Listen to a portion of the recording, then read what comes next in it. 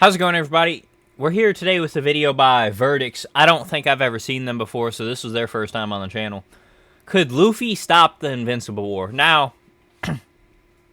I'm like just started season 2 of Invincible. I'm like 4 episodes in or something. So I don't know who's participating in the war, but honestly, I don't know if Luffy could take out like a Mark, Omni-Man, and fuck Conquest.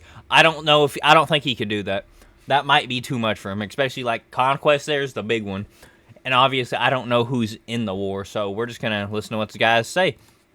Been hiding under a rock, we have all surely by now heard of Invincible. Yep. Written by Robert Kirkman, the comic book series getting its own animated TV show has surely boosted its popularity. With the end of Season 3, we have gotten decently Because obviously, like, this motherfucker right here is the main problem. Series, and one of everyone's favorite moments in But if it's like a 1v1 with Luffy and Conquest, I low-key think Luffy got it, bro. Is when the 18 alternate it's going to be hard, but I think he got what it. is known as the Invincible War. Spreading chaos and destruction wherever they go, I asked myself, could Luffy stop the Invincible War? What's up, guys? My name is Verdicts, and with me today is my boy Polarstone. He's been reading comics for years now, and he makes amazing content himself. Let's see what kind of videos he makes. Could Law and Kid defeat the other Yonko? What, Kaido? Or, like, any of them? No. They got one tapped by one of them, bro. They ain't ready for any... Okay, anyways. Does the Amazing Spider-Man comics are depressing? Okay, yep. You guys should definitely check out. But before we get right in, go check them out. If you do enjoy videos like this, make sure to go hit that subscribe button. I put out quality content like this weekly. I may have to subscribe. Want to miss. We'll find out. What's good, everyone? Hope everyone's having a good day. What's good? And I appreciate the homie Verx for inviting me on the channel. And jumping right into it, in terms of strength, I think it's important to establish a baseline when it comes to scaling the evil versions of Invincible. During the events of Season 2 against Thula on the Battle of Thraxa, Nolan tells Mark that he needs to stop holding back if he wants to win and survive. And after reluctantly listening to his father's instruction, Mark is able to have a full one-on-one battle against the more seasoned Viltrumite warrior. Since he's talking about Mark, I'm going to go ahead and assume Mark is part of the war and Luffy would have to be fighting him too. He even overpowers her.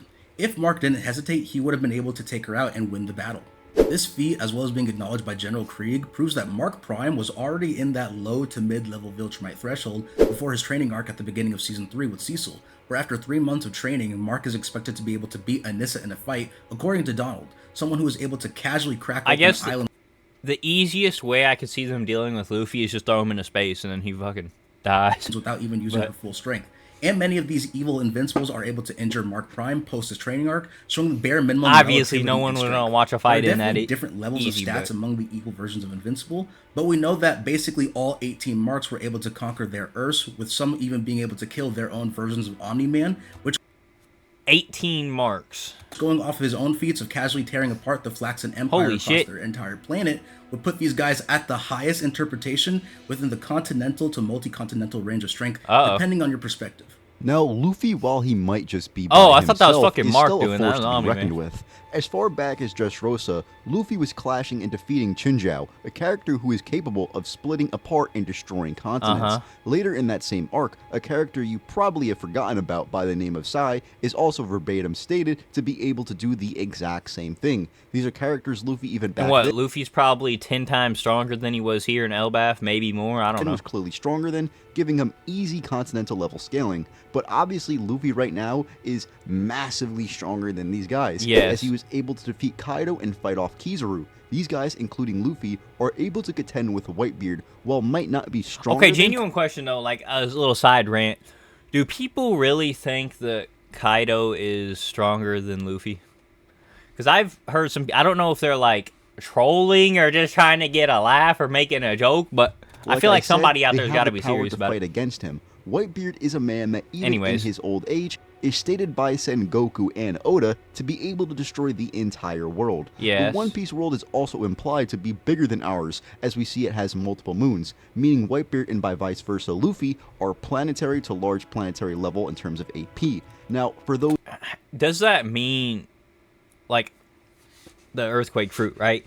how big of an earthquake can it make? Because obviously, if you can destroy the world, that's a pretty big damn earthquake. Those who might think that only Whitebeard is capable of this feat, this is outright wrong, as we know guys like Roger, Garp, and Sengoku could clash with Whitebeard while even in his prime. Then we see the admirals can overpower him and his fruit in Marine Force. Whitebeard's not the type of dude that want to go around and blow up the planet, bro. For this, we have seen Blackbeard use the same Devil Fruit and get stalemated by Law, who isn't on the level of the characters previously mentioned. No. Now, one obvious thing to note with Luffy is his abilities and what he is actually capable of doing. As he can see into the future, to avoid and land attacks, use Rio to eternally damage the opponents with Duraneg, and like, of course, obviously if Conquest punches Luffy's gonna feel that shit even though he's rubber.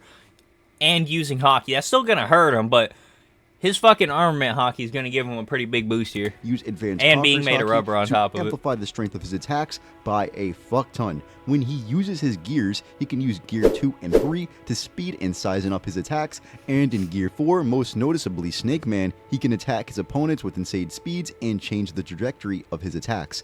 Now, these are all what we know Luffy can for a fact do. But this would be a firefight, though. Gear 5, I'd be down to watch it. Whatever the fuck Luffy wants to happen, practically. Now, not totally, because like I've said multiple times and will continue to, this is not Toon Force. Nope. It is freedom through rubber, just giving him the ability to do anything he wants through the properties of rubber. But this is still an insane ability to have, as when he fights Kaido after activating it, Kaido is getting tossed around, and Kaido's attacks are struggling. Hey, all I'm gonna say is Luffy can move fast enough to grab lightning out of the sky. To actually take effect. His strongest attack is being overpowered by Bear Gun, and ultimately, even with Kaido's planetary level strength, Luffy was still overpowering him consistently once he goes into Gear 5. Ultimately, Luffy has, like I said, anywhere from planetary to large planetary level AP. What does that mean? Speed, I don't know what that means. Does that mean he can... Invincible, while going There's ain't no fucking way Luffy could blow up a planet. There's no way. Multiple times the speed of light. Weaker Viltrumites are expected and capable of traveling across space, covering multiple light years to reach various planets in short amounts of time in order to... Like, I don't understand this, like, planetary power scaling level talk, bro. To put things in perspective, Anissa during Season 2 was able to quickly leave Earth and travel to deep space within a few seconds after beating up Mark. Keep in mind as well, Donald confirms that Anissa was moving quicker than their recording readings on Nolan during her fight with Mark, and would clearly see Nolan is capable of interspace travel as well when he leaves Earth, capable of crossing light years until he eventually makes his way to Thraxa. We know that many versions of Mark weren't going all out and were simply toying with their food when invading Earth. Mark Prime could also be used as an example, since at no point in time during the invasion did he use the same level of speed he used during the battle against Conquest, where he was pushed to his... Dude, how the fuck did they take down Conquest, with solar bro? rays, high absorption, magnesium. Somebody's gonna leave a comment. That's the neat part. They don't. Great news! Now your account has a level, and you get free. I don't care, bro. I really don't. YouTube, why am I getting ads about gambling, huh? Story. Speed in One Piece is very consistent if you follow along with the story, as back in Thriller Bark we see Kuma's pad cannons fire at the speed of light, yet Zoro is able to dodge these attacks, and after 2 years of training, Zoro along with Luffy and the rest of the crew become much stronger. You guys hear a static sound too, or am I tripping? Bark, we see Kuma's pad cannons fire at the speed of light, yet Zoro is able to dodge these attacks, and after 2 years of training, Zoro along with Luffy and the rest of the crew become much stronger and faster than this, as Luffy himself is able to dodge the Pacifista's light speed attacks in By the way, I'm while anime standing only. still, and is actually calling them too slow. And with his gears, he can amplify his stats and especially his speed when using them. When fighting Katakuri, he has to unlock Snake Man to keep up with his insane speed, despite in base being able to move faster than light, and by the way, he's using his gears to amplify this faster than light speed. Then after that, Kaido is able to move so fast that even when Luffy uses Future Sight, Kaido is still too fast for it. The speed progression advances further. Another thing I would like to point out in favor of Luffy is that he's still kind of messing around with Gear 5. He doesn't really know what it can do or how to use it, I guess, to its potential yet. As an egghead, he is able to kind of keep up with Kizaru for a bit. The reason I say kind of is because Kizaru blitzed the island, so I wouldn't really say Luffy can definitely keep up with him. Now, I did see a manga panel of Luffy in Gear 5 holding Saturn and Kizaru both. For this though, Luffy is able to move multiple times faster than the speed of light, giving him MFTL levels of speed. What does that mean? When it comes to durability and endurance, this is where some glaring issues come into play that simply can't be overlooked. This is because we know for an absolute fact that the various versions of Invincible have vast differences in the amount of damage that they can take. It is blatantly stated that the Invincible who attacked Cecil and Donald was not stronger so than is Mark it just Bryan. a bunch And it of makes sense marks? considering If he was that's the defeated case, by a I bunch of low-key, Vienna men, I'd when bet Mark money on Bryan Luffy, just bro. a few episodes earlier was able to take multiple hits from them and one-shot Because, them like, when he got... even, like, Season 1 and, like, kind of into season, it doesn't take much to get Mark to bleed, bro. I guarantee you Luffy punches Mark in the face, he's gonna be bleeding. Serious. To put things in perspective, the Invincible War started with 18 marks, and by the time Angstrom Levy banished the surviving ones to another But dimension... then again, Mark can get pummeled by fucking Omni-Man and his head still be on his body, there's so... only 8 left.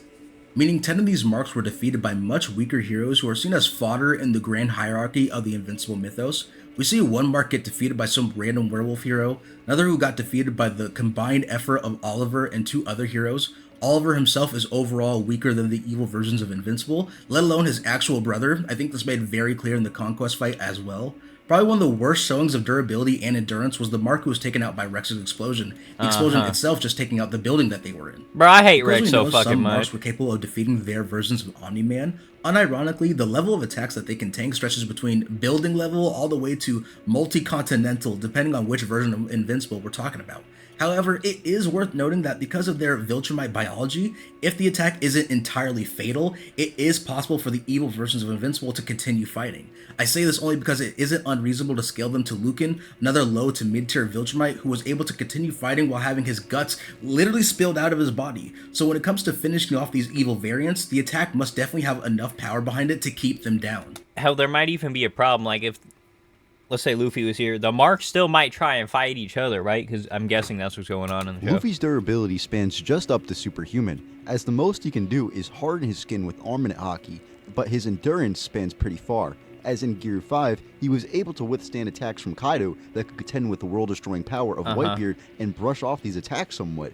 They aren't enough to keep him anywhere close to down, and recently was able to tank a Conqueror's coded attack with a key by Gabon, a legend that was on the Roger Pirates. This is enough to get Luffy up to planetary level endurance, being able to sustain Kaido's attacks and, like I said, brush them off.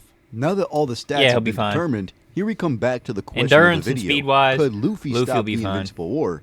Yes. While the marks can contend with Luffy a bit in speed, they aren't his exact level, as most of them don't have the same top tier scaling outside of mainly Mohawk and Sinister Mark, and the rest completely downscale from anything these two Okay, yeah, no, Conquest ain't in the picture. We fine, we got this. Especially Sinister Mark, as most of them were off-screen by objective fodder, and don't even contend with these two and literally everything. Luffy with his gear multipliers can move around hundreds of times faster than light, which the marks aren't capable of doing. On top of this, he can look into the future and evade any of their attacks. A lot of them were killed by literal building level attacks and then some. If Luffy hits these guys with ACOG punches and base, these guys are going to explode on impact. Damn. In fact, we see that characters like Thrag and End of Series Mark have fodder explode when they try to attack them. Their bodies are literally breaking apart. I was about to say, so basically, Luffy don't need Gear 5 for them, but he'll probably need it, let's be honest. On impact. Most of them Luffy is crushing in base. Even the 8 surviving marks don't stand a chance, and I'm gonna put it in a way most of you guys will be able to understand. I get it, bro. We know the highest tiers of scaling for the marks would be continental to multi-continental level in AP. We also know that Sai from Dressrosa is continental level. But who would you say wins if I put Sai up against Katakuri? You would most likely correctly say Katakuri demolishes. Now, if I were to put that same Katakuri that fodderizes that continental level being against Kaido, what happens then? He fodderizes Katakuri. Now you take Luffy, who can beat Kaido currently, and put him up against a continental level being, what do you think happens? Even if multiple of the marks were to attack Luffy at once, we see how the Gorosei can't even land a hit on Luffy and gets made a fool of by him. These guys are all above continental level in strength as well, and yet 5 of them at once isn't doing shit. Bro, why am I getting spoiled even more, bro? Luffy could contend with Kaido. Let me enjoy the rest of the egghead, bro. Damn. He is bound to one-shot a majority, if not all of the marks in the state, let alone in his gears. If Luffy hits any of them with Star Gun or Bearjang Gun... The only thing I know about Elbaf right now is that there's like, I think there was some hallucination shit going on, and there's some giant there named Loki that was kind of fucking Zoro, Sanji, and Luffy up all at once. They have literally no... Hey guys, and do I you get like another Disney ad, bro. Plus or TV shows? I'm like not Stranger getting Things? Disney How Plus, would you bro. like to be Fuck on one? off. Be one of the first two. Okay, we're back. Answer and will die from the attack. Fuck Disney, by the way, bro. by one shot, I don't mean like knockout. I mean actually one shot them. And Invincible Who's he characters' one-shotting? bodies are easily broken apart, even without the effect of a planetary level attack. These marks are going to follow suit and get destroyed by these attacks from a full power Luffy. But what do you think, Polar? After laying out all the relevant stats, I think it's entirely fair to say that these evil Invincibles are just not going to be able to take out Luffy. Yeah. This generally isn't downplay whatsoever. We've seen Luffy tank attacks stronger than any evil Invincible has been able to dish out themselves, and even worse, Luffy is able to tank attacks that the other versions of Invincible wouldn't be able to survive. A good example is I'm the telling Invincible you, who's bro. taken out His rubber endurance mixed with the hockey is like by too Rex's great of explosion. defense. That version of Mark does not have the slightest chance at surviving a blast breath from Kaido, an attack that is capable of wiping out a large mountain, and yet a weaker version of Luffy casually tanks that same attack head on.